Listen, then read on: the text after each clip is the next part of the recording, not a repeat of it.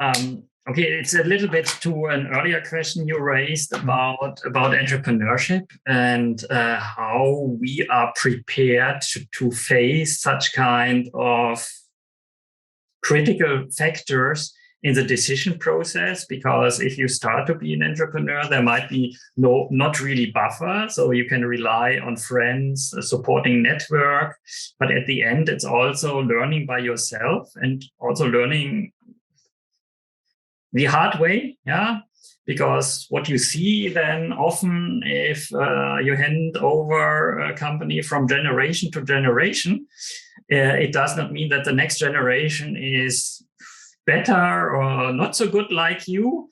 It's maybe more if they have experienced success as well as failure. Like you describe it, also with investment on the stock market. For sure, it's easier to do investment on the stock market if the market is going up. Yeah, if the central banks are flooding the market with money, and then the money needs to find some way. And then first of all, it finds a way on the stock market. And luckily, all this kind of people who are on the stock market don't want to invest in real goods, because then we would have a high inflation rate.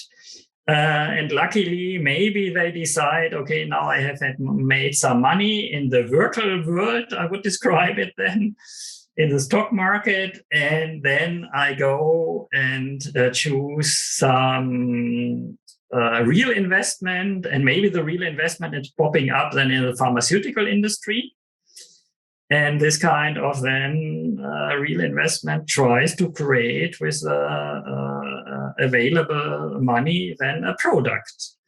So again, starting from scratch, you need some training. I have the feeling that our society and as well as our environment provide too less of this kind of training. It does not provide enough fields of experience for people, because we are buffering everything away. So at the end, somebody else is responsible for everything.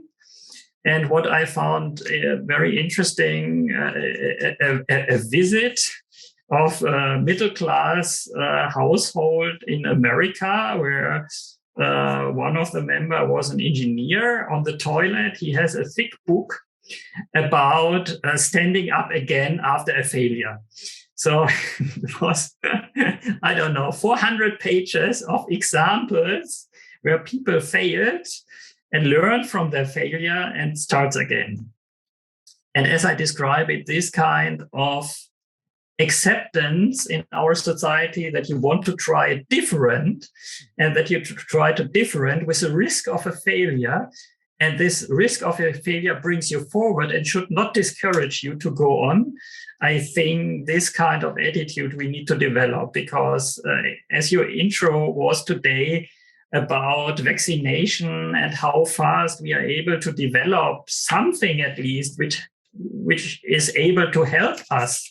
Yeah, it's not a perfect solution, and for sure, I'm not sure how perfect it can be in 2 years of a development cycle and 20 years of a development cycle before such kind of product came to the market. Because don't forget that for sure BioNTech relies on a strong team with a lot of people who have suffered during their academic career about rejection, about this kind of approach they were proposing some 20 years ago.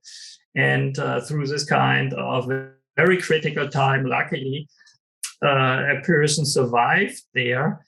And this was a starting point for the invention of Moderna as well as BioNTech. And Pfizer then, who picked it up, because also there, Pfizer somehow decided, well, it sounds interesting. Let's help this kind of persons, because they helped us to identify a product, but we will push the clinical trials.